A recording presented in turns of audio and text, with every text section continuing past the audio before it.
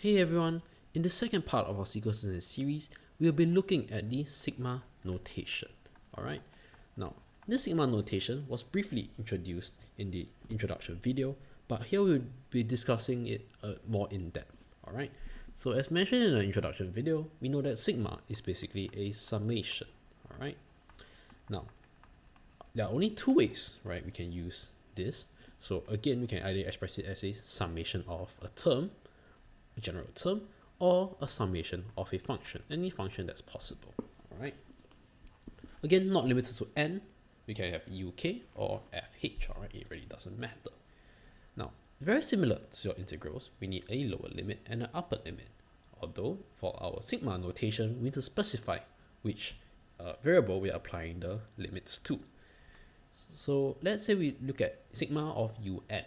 Let's say we want to find the sum of the first term all the way to the 20th term. We will write n equals to 1. Again, the number at the bottom means the lower limit to 20. The upper limit would be the number on top. So this basically means the summation of u1 plus u2 all the way to u20. Same thing, right, for fn. Let's say I want to find the sum of f1 plus f2 plus all the way to f20. We can use n equals to 1 to 20 as well. Now, what do you notice? All right, the first thing in our sigma notation, the limits are integers. All right, and every time you apply this limit, it goes by the integer. So n equals to 1, n equals to 2, n equals to 3, all the way to n equals to 20. You cannot go n equals to 1.5, n equals to 1.75, and so on and so forth. It doesn't work that way. All right, it's strictly whole numbers, positive, negative, including 0. All right. Now let's take a look at some examples. Okay, so let's say we have a summation of k. All right, and then let's say, okay, instead of having k, we have n equals to 1 to 20. Hold on, there are no variables in our function, so what does this mean? So we know that k is a constant, all right, which means that k is a whole number, and because we're adding from n equals to 1 to 20, we're basically adding this number 1 to 20 times, so aka 20 times in total. Therefore, this gives us 20k because we're adding k 20 times. Now moving on to a more familiar example, let's say we have again 20, but this time around let's say we have n equals to 2 instead. Alright, and then now we put n inside.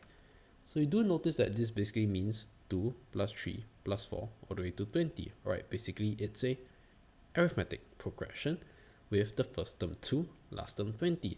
So following the formula of a summation of an arithmetic progression, we have the number of terms. So how many terms are there in 2 to 20? 19. Alright, because 1 to 20 is 20, 20 to 2 must be 19. 19 divided by 2, so number of pairs.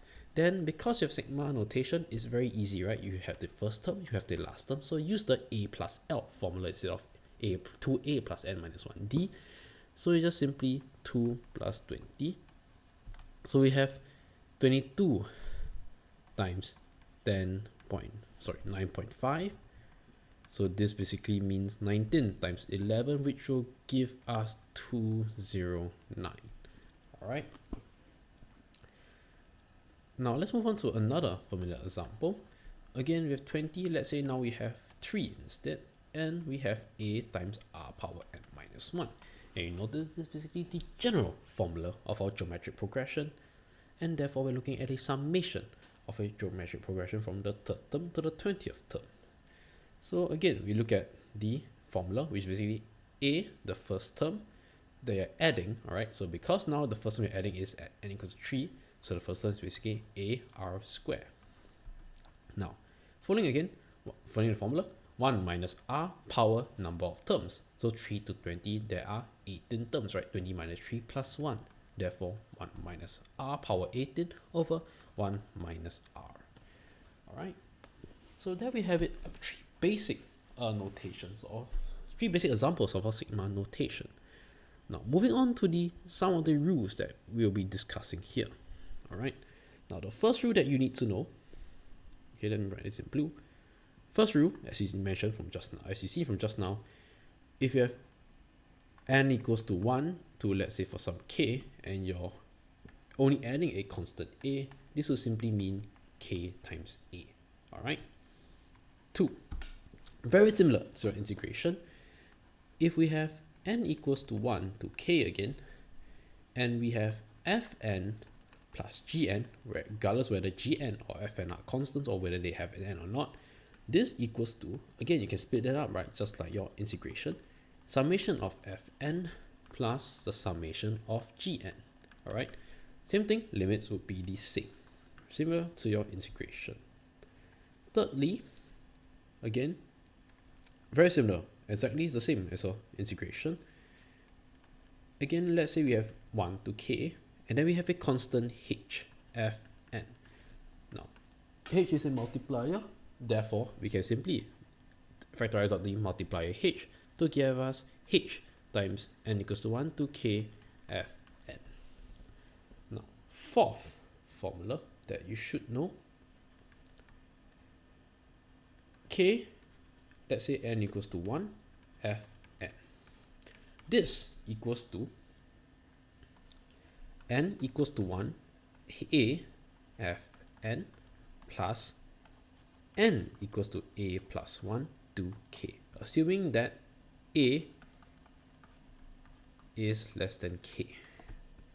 Alright, now the reason why we have to break them up like this is very different from integration, right? In integration, if you break them up, the limit broken up to two different limits, you get 1 to a, then a to k. But because sigma notation deals with the summation, all right, from f1 to all the way to fk, you must be careful. You cannot add the same term twice, all right? So over here, if you look on the right, is f1 to all the way to fa. And if you look at it this way, you're now missing from fa plus 1 to fk. Therefore, you cannot, your limit will start from fa plus 1 instead of fa, because if you use fa again, you get 2 of fa, and that will be double counting. All right, so these are the 4 basic rules. We'll go through more advanced rules later on, but for now, this will do. All right, so there we have it, a simple introduction to sigma notation.